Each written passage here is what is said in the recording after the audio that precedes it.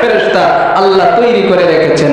ওই সমস্ত ফেরেশতাদের মধ্যে দুনিয়াতে যেমন বিজিবি আছে, র্যাব আছে, সেনাবাহিনী আছে, আর্মি আছে, পুলিশ আছে, আবার এখানে আবার সেক্টরে সেক্টরে ভাগ করা আছে কি নাই? কেউ ট্রাফিক, কেউ আবার ড্রাইভার, পুলিশের মধ্যে কেউ ডাক্তার, ভাগ করা আছে কি নাই? ফেরেশতাদেরকেও আল্লাহ ভাগ করে রেখেছেন। কেউ আপনার রিজিকের ব্যবস্থা করে, কেউ আপনার চলার ক্ষেত্রে আপনাকে পাহারাদারি করে, কেউ আপনার চোখের পাথে উঠায়, কেউ আপনার জিহ্বা নাড়ায়, কেউ আপনার বাড়ির পাহারা দেয়, কেউ আপনার পানির সঞ্চরণ করে, কেউ আবার গাছের ফলের পাহারাদারি করে। এভাবে সেক্টরে সেক্টরে আল্লাহ ফেরেশতা ভাগ করে রেখেছেন। আবার কিছু ফেরেশতাকে রাখছেন যারা আজীবন সেজদায় পড়ে থাকবে, কিয়ামত পর্যন্ত সেজদায় থাকবে, কোনোদিন মাথা উঠাবে না। আল্লাহ কিছু ফেরেশতা রাখছেন যারা কিয়ামত পর্যন্ত রুকুই থাকবে, কোনোদিন রুকু থেকে উঠবে না। কিছু ফেরেশতা এমন রেখেছেন যারা কিয়ামত পর্যন্ত দাঁড়ায় থাকবে, কোনোদিন রুকু সেজদা করবে না। এভাবে আল্লাহ ফেরেশতাদেরকে সেক্টরে সেক্টরে ভাগ করে দিয়েছেন। আবার আল্লাহ এমন কিছু ফেরেশতা রেখেছেন যাদেরকে আকাশ থেকে আল্লাহ দুনিয়াতে প্রেরণ করে দেন। আল্লাহর পয়গম্বর বলেন এদের কাজ হলো দুনিয়াতে সমস্ত রাস্তায় রাস্তায় ঘুরে, অলিতে গলিতে ঘুরে, সেক্টরে সেক্টরে ঘুরে ঘুরে ঘুরে দেখে কোথায় আল্লাহর জিকিরের আলোচনা হয়, নবীর সুন্নতের আলোচনা হয়, কোথায় কোরআনের আলোচনা হয়, এদেরকে বেষ্টন করে রাখে, বেষ্টন করে রাখে। ক্যামেরা নিয়ে আসে, ছবি তুলে, ভিডিও করে। একজন ফেরেশতার উপরে আরেকজন পা রেখে কাঁধের উপর পা রাখতে রাখতে দুনিয়ার আকাশ থেকে তাদের সিরিয়াল শুরু হয়। প্রথম আকাশ পাড়ি দেয়, দ্বিতীয় আকাশ পাড়ি দেয়, তৃতীয় আকাশ পাড়ি দেয়, চতুর্থ আকাশ, পঞ্চম আকাশ, ষষ্ঠ আকাশ, সপ্তম আকাশ, লৌহ কলম, সিদরাতুল মুনতাহা, সীমান্ত বর্ডার পাড়ি দিয়া ওই সমস্ত ফেরেশতারা আল্লাহর আরশ পর্যন্ত পৌঁছায়। রব্বুল আলামিন জিজ্ঞাসা করেন এত সুন্দর সারিবদ্ধ হয়ে কোথায় থেকে এসেছো? ফেরেশতারা বলে মধ্য আজমপুর ঈদগাহ ময়দানে আয়েশা সিদ্দিকা মহিলা মাদ্রাসার উদ্যোগে কোরআনের মাহফিলের আয়োজন করা হয়েছে।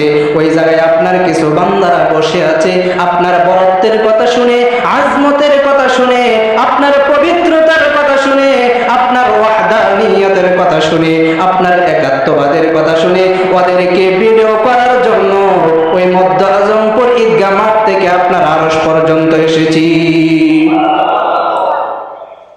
আল্লাহ বলেন ওরা কি চায়? ফেরেশতারা জবাব দেয় কিছুই চাই না, আপনার জান্নাতটা চায়। সুবহানাল্লাহ, আসতে বললেন কেন? নাকি ভাবছেন সেক্টরে 6 তলা বাড়ি করছি আর আল্লাহর জান্নাতের দরকার নাই? এটা ভাবতেছেন? আজমপুর 2টা বাড়ি আছে, এটাই চলবো, আল্লাহর জান্নাতের দরকার নেই, এটা ভাবতেছেন নাকি? আপনার 6 তলা বাড়ি 6 তলায় থাকবে, আপনাকে মাটির ভিতরে দাফন করা হবে, থাকতে পারবেন না 6 তলায়। আপনার বাবাকে 6 তলায় থাকতে দিয়েছেন নাকি মাটির নিচে পাঠিয়ে দিয়েছেন? আপনার দাদাকে থাকতে দিয়েছেন নাকি মাটির নিচে পাঠিয়ে দিয়েছেন? আপনিও থাকতে পারবেন না, আপনার সন্তানরা আপনাকেও মাটির নিচে পাঠিয়ে দিবে। আল্লাহর জান্নাতের দরকার আছে ভাই। আল্লাহ রাব্বুল আলামিন বলেন আমার জান্নাত চায়। আমার জান্নাতটা যে ওরা চায়, ওরা কি আমার জান্নাতটা দেখছে? দেখছেন কোনোদিন জান্নাত? ওই জান্নাত তো দেখে নাই, কিভাবে জান্নাত চায়? আপনার জান্নাতটা চাই, পয়গম্বর বর্ণনা দিয়েছে, পয়গম্বরের উপরে ঈমান এনে আপনার জান্নাতের নিয়ামতের উপরে ওরা ঈমান গ্রহণ করেছে। আল্লাহ রাব্বুল আলামিন জিজ্ঞেস করেন আর কি চায়? আপনার জাহান্নাম থেকে মুক্তি চায়। আল্লাহ রাব্বুল আলামিন জিজ্ঞেস করেন ওরা কি আমার জাহান্নাম দেখেছে? ফেরেশতারা বলেন না না, আপনার জাহান্নাম ওরা দেখে নাই, তাহলে জাহান্নাম থেকে কেন মুক্তি চায়? ফেরেশতারা ডাক দিয়ে বলেন পয়গম্বর কুরআনের মাধ্যমে উম্মতকে জানিয়েছেন আপনার জাহান্নাম বড় কঠিন, আপনার জাহান্নামের আগুন বড় ভয়াবহ, আপনার জাহান্নামের শাস্তি বড় ভয়াবহ। আপনার পয়গম্বরের কথার উপরে ঈমান গ্রহণ করেছে, জাহান্নামের আযাবের উপরে ঈমান গ্রহণ করেছে, এ কারণে ওরা জাহান্নামের আগুন থেকে বাঁচতে চায়। রব্বুল আলামিন ডাক দিয়ে বলেন, যারা আমার জান্নাতও দেখে নাই, আমার জান্নাত চাই, যারা জাহান্নাম দেখে নাই, জাহান্নাম থেকে মুক্তি চায়, এই আকাশের রহমতের শত শত ফেরেশতা তোমরা সাক্ষী থাকো, যারা জান্নাত জাহান্নাম না দেখার পরেও আমি আল্লাহর উপরে এভাবে বিশ্বাস করেছে, এদের জিন্দেগীর সমস্ত গুনাহ আমি আল্লাহ মাফ করে দিলাম। আয়েশা ঠকছেন নাকি লাভবান হয়েছেন? হ্যাঁ, কতটুকু লাভবান হয়েছেন জানেন? আল্লাহর পয়গম্বর বলেন, কোন মুমিন যদি কোনো একজন আলেমের চেহারার দিকে তাকায় থাকে, তোমরা মনে করবা সে আমি নবীর চেহারার দিকে তাকায় আছে। কোন মুমিন যদি কোনো আলেমের সাথে মুসাফাহা করে, আমি নবী তো আর জীবিত নাই, তোমরা মনে করবা নবীর হাতের সাথে সে মুসাফাহা করতেছে। কারণ আল্লাহর পয়গম্বর বলেছেন, আল উলামা ওয়ারাসাতুল আমবিয়া ওয়া ইন্নাল আমবিয়া লাম ইউআররিসু দীনারাও ওয়ালা দিরহামা ওয়া ইন্নামা ওয়ারাসুল ইলমা। আল্লাহর পয়গম্বর বলেন, উলামায়ে কেরাম হলেন আমি নবীর ওয়ারিস, ওদেরকে ধন সম্পদ স্বর্ণ মুদ্রার ওয়ারিস বানাইছি নাই, বরং আল্লাহর পক্ষ থেকে জিবরাইল মারফতে যে ওহীর ইলম আমি নবী পেয়েছি, ওই ইলমে ওহীর ওয়ারিস ওদেরকে বানায় এসেছি। সুতরাং আমি নবী যখন থাকবো না, আমি নবীকে যখন তোমরা দেখতে পারবা না, আমি নবীর কাছ থেকে যখন কোনো বিষয়ের সিদ্ধান্ত নিতে পারবা না, তখন আমার ওয়ারিস উলামায়ে কেরামের সামনে যায় বসো, কি সমাধানের প্রয়োজন জিজ্ঞাসা করো, আমি নবীর ইলম থেকে তারা সমাধান দিয়ে দিবে। তাহলে আয়েশা ঠকেন নাই তো? ঠকেন। এখন প্রশ্ন হলো, এই জায়গায় তো সবাই তো আর শুনতে আসে নাই। যেমন কিছু কিছু ভাই এসেছেন, বক্তার সুরটা ভালো, দেখে আসি বক্তার চেহারাটা কেমন, এই নিয়তেও তো অনেকে আসে কিনা। আবার কিছু কিছু ভাই আসেন, যেহেতু আজকে মানুষ আসবে অনেক, দোকানদারিটা ভালোই চলবে, সানাসুরের ফ্যাক্টরিটা আজকে ওই জায়গায় খুলবো, এই নিয়তেও তো এসেছে অনেকে, এসেনি। আবার অনেকে আসছে জালমুড়ির ব্যবসা করি, স্কুল কলেজের সামনে তো ভালোই চলে, দেখি মাহফিলের কাছে কেমন চলে, এই নিয়তেও তো অনেকে এসেছে, আসে কি নাই? রাগ করেন না, সুসংবাদ দিতেছি, সুসংবাদ।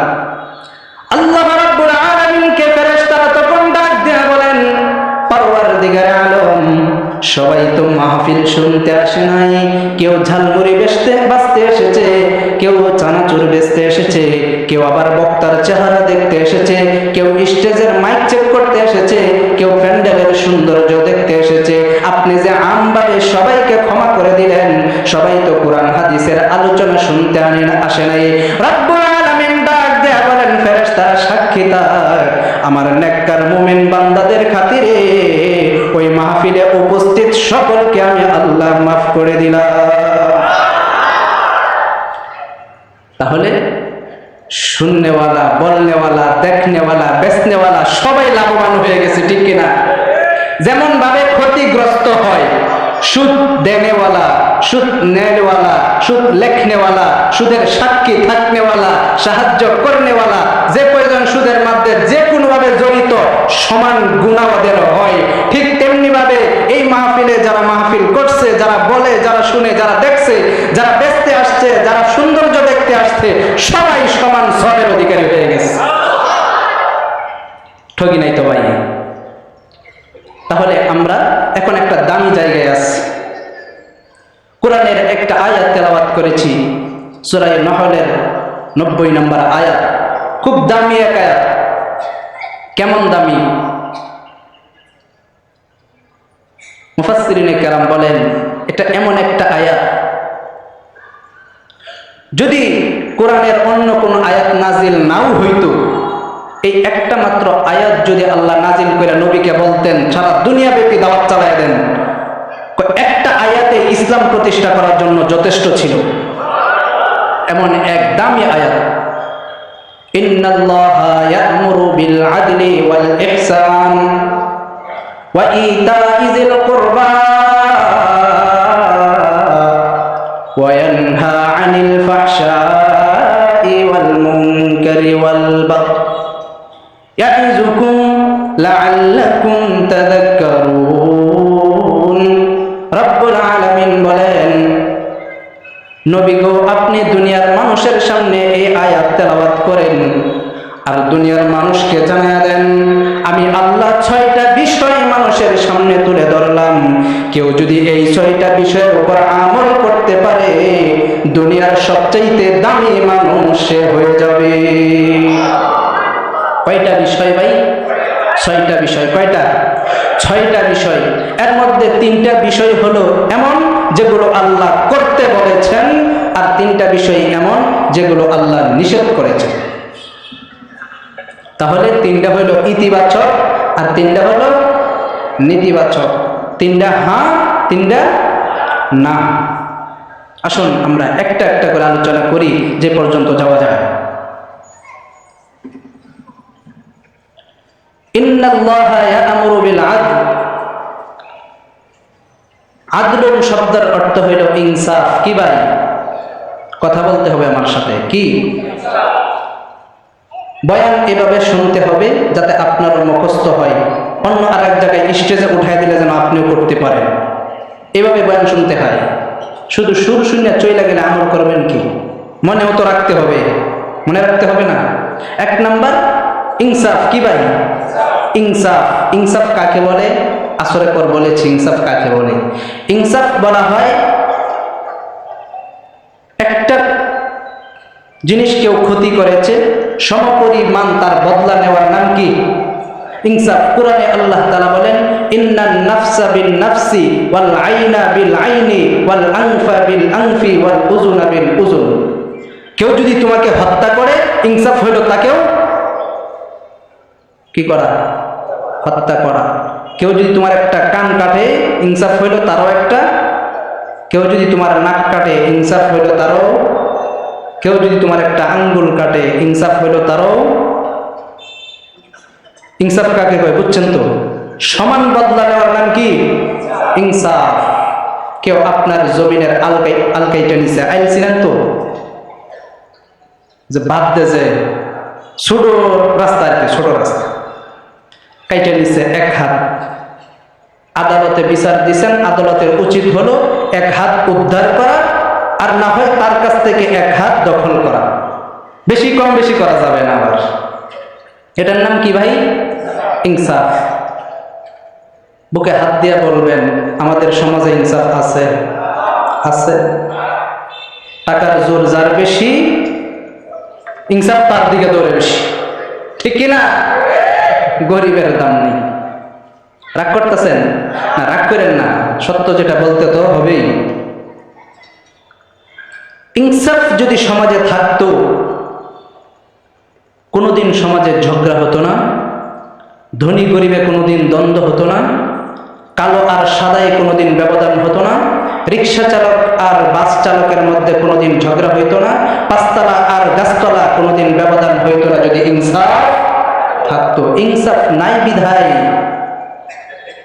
আজকের সমাজের যত দুর্গতি আর অবনতি। ইনসাফ অনেক বড় মাপের এক দামি জিনিসের নাম কি ভাই? ইনসাফ। একটা প্রতিষ্ঠান মনে করেন স্কুল, স্কুলের যিনি প্রিন্সিপাল, উনি যদি সকল স্টাফকে সমান চোখে দেখেন, এই স্কুলের মধ্যে কোনোদিন ঝগড়া হবে? আর যদি তিনি দেখেন না ওনারা একটু বেশি, ওনারা একটু কম, তাহলে তো যারা কম দেখে উনি তো প্রিন্সিপালের বিরুদ্ধে লাগবে কিনা? কারণ কি? ওনারা বেশি দেখেন কেন? আমিও তো একজন স্টাফ। যাই হোক, ইনসাফ উপরের জিনিস। যেই ফ্যামিলিতে ইনসাফ আছে, এই ফ্যামিলিতে শান্তির বন্যা বয়ে গেছে, আর যেখানে ইনসাফ নাই, অশান্তির আগুন সেখানেই জ্বলেছে। আমাদের দেশে এত অশান্তি কেন? ইনসাফের অভাব। কিসের অভাব ভাই? ইনসাফের অভাব। কতটুকু অভাব? 2 জন ব্যক্তি গেছে আদালতে বিচার নিয়ে, একজনে ধরাইছে 3 লাখ, আর একজন ধরাইছে 5 লাখ। আচ্ছা, ইনসাফটা দৌড় দিবে কোন দিকে বলেন তো? 5 লাখের দিকে, অথচ দোষী হলেন 5 লাখ ওয়ালা, নির্দোষ হলেন 3 লাখ ওয়ালা। কিন্তু দোষী হওয়ার পরেও টাকার পরিমাণ বেশি, বিচারের রায় উল্টে গেছে। যদি ইনসাফ হইতো, টাকার তোয়াক্কা কেউ না করতো, সারা বাংলাদেশে একটা অশান্তির আগুন জ্বলতো না। এত আন্দোলন, এত মিছিল কেন? ইনসাফের অভাব। সরকারের বিরুদ্ধে আন্দোলন, চেয়ারম্যানের বিরুদ্ধে আন্দোলন, এমপির বিরুদ্ধে আন্দোলন কেন? জনগণ অতিষ্ঠ হয়ে গেছে। আর ইনসাফ থাকলে আন্দোলন তো দূরের কথা, তোমার গায়ে যদি কেউ ফুলের টোকা দিত, তোমার পক্ষ হইয়া বাতিলের বিরুদ্ধে আমরা জিহাদ করতাম। কিন্তু তুমি আমাদের পক্ষে নাই, এ কারণেই তোমার বিপক্ষে মিছিল। যাই হোক, বলতেছিলাম ইনসাফ এক বড় মাপের জিনিস।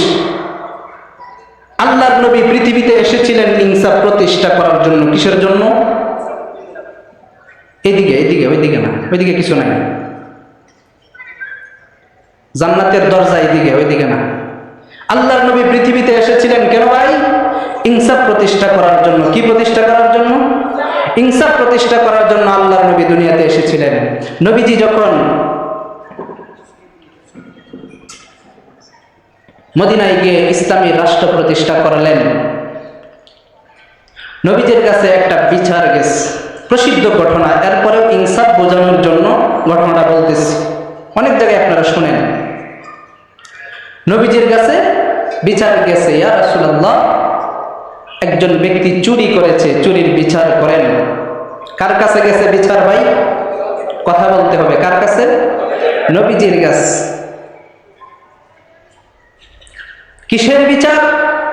চুরির বিচার। কিসের বিচার? চুরির বিচার গেছে নবীজির কাছে। সমস্ত সাহাবীদেরকে নবীজি ডাকছেন। যিনি চুরি করছেন তাকেও ডাকছেন, যিনি বিচার দিছেন তাকেও ডাকছেন, যার বাড়ি থেকে চুরি হয়েছে তাকেও ডাকছেন। যত সাহাবী ছিলেন সকলকে ডাকছেন, বসো, আজকে এখানে ইনসাফ ভিত্তিক বিচার হবে। যখন বিচার বসেছে, আল্লাহর নবী সিংহাসনে বসেছেন, বিচার করবেন। তো নবীজির মুখ দেখে সাহাবায়ে কেরাম একটু ভয় পাইছেন যে নবীজি যেভাবে বসছেন, আজকে যে চুরি করছে এর খবর আছে। কিন্তু ঘটনাক্রমে যিনি চুরি করছেন উনি ছিলেন একজন মহিলা। কি মহিলা? আর ওনার বংশটা ছিল কুরাইশ বংশ। কোন বংশ? নবীর বংশ কোনটা? নবীর বংশের কোনটা? মহিলার বংশ কোনটা?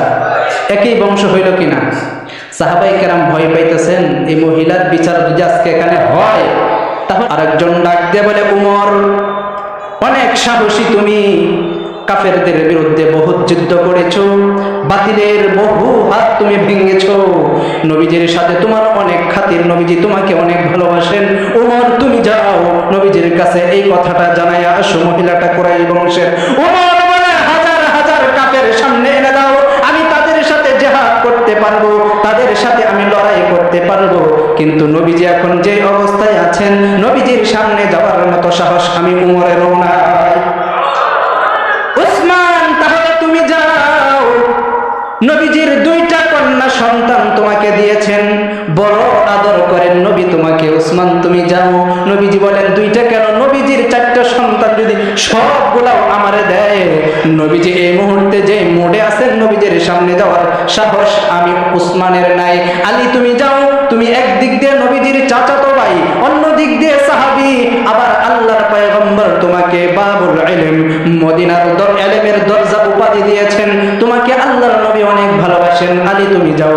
আলী বলেন, যত ভালোই বাসুক না কেন, বাহিরে চলে আত্মীয়তার খাতির, বাহিরে চলে, বিচারের সময় আত্মীয়তা চলে না। নবীজির সামনে যাওয়ার মতো আমি আলীরও সাহস হয় না। তাহলে যাবে কে? কারোই তো সাহস হইতেছে না। একজন সাহাবী ছিলেন, নাম হলেন আব্দুর রহমান ইবনে আউফ রাদিয়াল্লাহু তাআলা আনহু। উনি একটা বুদ্ধি দিলেন, এই যে কথা নিয়ে যাইতেছ, কথা এটা কিন্তু একটু অন্যায়, স্বজনপ্রীতি, সুতরাং কোনো বুঝমান মানুষ যাওয়া যাবে না, একটা নাবালেগ শিশু পাঠাও। তে কারে পাঠাবে? আল্লাহর নবীর একজন বালক পুত্র ছিলেন, নাম কি তার ভাই? জায়েদ নাম কি? জায়েদের গর্তে আল্লাহ তাআলা একটা সন্তান দিয়েছিলেন, তার নাম কি? ওসামা। তার নাম কি? ওসামা ইবনে জায়েদ নবীজির পালক পুত্রের দিক দিয়ে নাতি, নবীজি খুব আদর করতেন। সাহাবায়ে কেরাম পরামর্শ করলেন জায়েদরে পাঠিয়ে দাও, ওসামারে পাঠিয়ে দাও। ওসামারে কথাটা মুখস্থ করাইছে, তুমি বলবা না দাদা যান যে মহিলার বিচার করবেন মহিলাটা কুরাইশ বংশের, সুতরাং বিচারটা হালকা করলে ভালো হয়, এই কথাটা শিখাইছে। জায়েদ দুইটা আসছে, নবীজির বুকের উপরে বসছে, দুইটা হাত দিয়ে গলায় পাঞ্জা দিয়ে ধরছে, কানের কাছে মুখ নিছে। আমার কানে কেউ কথা বললে আপনারা শুনবেন? নবীজির কানে বলছে কথাটা, কেউ শুনে নাই। ওসামারে নবীজি কুল থেকে নামাইয়া লাফ দিয়ে নবীজি দাঁড়াইছেন, চেহারাটা টমেটোর মতো লাল হয়ে গেছে। এই সাহাবায়ে কেরাম কি মনে করেছো? তোমরা ভাবছো আমি জানি না মহিলাটা কুরাইশ বংশের? আমি নবী জানি মহিলা কুরাইশ বংশের। কুরাইশ বংশের মহিলা কেন? যদি আজকে এই চুরের আসামি যদি আমার কন্যা ফাতেমা হতো, আমি নবী হাত কেটে প্রমাণ করতাম নবী ইনসাফ করার জন্য এসেছে, স্বজন প্রীতি করার জন্য নবী দুনিয়াতে আসে না। السارق والسارقة فاقطعوا أيديهما جزاء بما كسبا نكالا من الله। মহিলা কিংবা পুরুষ যেই হোক চুরি করবে, কোরআনের বিধান হলো, আল্লাহর বিধান হলো তার হাত কেটে দাও। আমার আল্লাহ যেখানে হাত কাটার বিধান দিয়েছেন, ও সাহাবায়ে কেরাম কি করে আমি শিথিল করি? আল্লাহর চেয়ে বেশি পাওয়ার তো আমার না, আমার মালিকের আদেশ হলো হাত কেটে দাও। সুতরাং আজকের এই চোর যদি মহিলা না হয়ে যদি আমি নবী কন্যা ফাতেমাও যদি হইতো, সবার সামনে ফাতেমার হাতটা আমি কাইটা প্রমাণ করতাম নবীজি ইনসাফ প্রতিষ্ঠার জন্য দুনিয়াতে প্রেরণ হয়েছে। স্বজনপ্রীতি করতে আসে নাই, পক্ষপাতিত্ব করতে আসে নাই, নিজের বংশ কলঙ্ক মুক্ত করতে আসে নাই, রক্তের সম্পর্ক দেখতে নবী আসে নাই। নবী এসেছেন সারা পৃথিবীতে ইনসাফ প্রতিষ্ঠা করার জন্য। এমন ইনসাফ যদি প্রত্যেকটা দেশে থাকে, ওই দেশে কোনোদিন অন্যায় হতে পারে? হবে? কোনোদিন হবে না। কিন্তু এখন হয় কেন? এখন হয় এই কারণে যে আগে দেখে আসামি টেক্কা, যদি দেখে আমার বংশের লোক বা আমার আত্মীয় রক্তের সম্পর্ক আছে, তাহলে এই জায়গায় ব্যাখ্যা শুরু হয়ে যায়, আসলে তো এটা চুরি না, শয়তানি করছে, ধরা খেয়ে গেছে। আর যদি দেখেন না এটা আমার বংশের না, আমার গ্রামেরও না, আমার জেলারও না, এটা ভিন্ন জায়গা বা একটু গরিব সাইজের, এই জায়গায় টাকাও নাই, রক্তও নাই, কোনোটাই নাই, দুইটা জেলা ঢুকা। এই কারণেই আজকে সারা পৃথিবী জুড়ে অশান্তি। আল্লাহর কোরআনের বিধান যেখানে প্রতিষ্ঠা হয়ে যাবে, সকল অশান্তি সেখান থেকে দূর হয়ে যাবে, জান্নাতি পরিবেশ কায়েম হয়ে যাবে। আমরা প্রত্যেকটা ফ্যামিলিতে, প্রত্যেকটা মহল্লায়, প্রত্যেকটা গ্রামে যে যেখানে দায়িত্বশীল, আমি একটা ফ্যামিলির গার্ডিয়ান, সুতরাং আমার ফ্যামিলিতে আমি ইনসাফ প্রতিষ্ঠা করব। আমি একটা গ্রামের মেম্বার, আমার দায়িত্ব হলো এই গ্রামের ভিতরে ইনসাফ প্রতিষ্ঠা করব। আমি একটা ইউনিয়নের চেয়ারম্যান, আমার দায়িত্ব হলো ইউনিয়নের ভিতরে ইনসাফ প্রতিষ্ঠা করব। আমি একটা উপজেলার একজন চেয়ারম্যান বা আমি এমপি, আমার দায়িত্ব হলো উপজেলা পর্যন্ত ইনসাফ প্রতিষ্ঠা করা। আমি একটা রাষ্ট্রের প্রধান পরিচালক, আমার দায়িত্ব হলো এই রাষ্ট্রের ভিতরে ইনসাফ প্রতিষ্ঠা করা। আমি জাতিসংঘের চেয়ারম্যান, জাতিসংঘের সদস্য, জাতিসংঘের পরামর্শদাতা, আমার কাজ হলো বিশ্বব্যাপী ইনসাফ প্রতিষ্ঠা করা। এভাবে যদি ঘরে ঘরে, গ্রামে গ্রামে, মহল্লায় মহল্লায়, ইউনিয়নে ইউনিয়নে, থানায় থানায়, জেলায় জেলায়, দেশে দেশে ইনসাফ প্রতিষ্ঠা হইতে শুরু করে সারা বিশ্বব্যাপী একদিন ইনসাফ প্রতিষ্ঠা হয়ে যাবে না? যেদিন সারা বিশ্বে কোরআনের এই ইনসাফ চালু হয়ে যাবে, সারা বিশ্ব থেকে অশান্তি দূর হয়ে যাবে। এই কারণে সকলের কাছে আমার অনুরোধ থাকবে, ভাই যে যেখানে আছি সেখান থেকে আমরা ইনসাফ করার চেষ্টা করব। আল্লাহ রাব্বুল আলামিন আমল করার তৌফিক দান করুন। আমিন ওয়া আখিরু দাওয়ানা আনিল হামদুলিল্লাহি রাব্বিল আলামিন।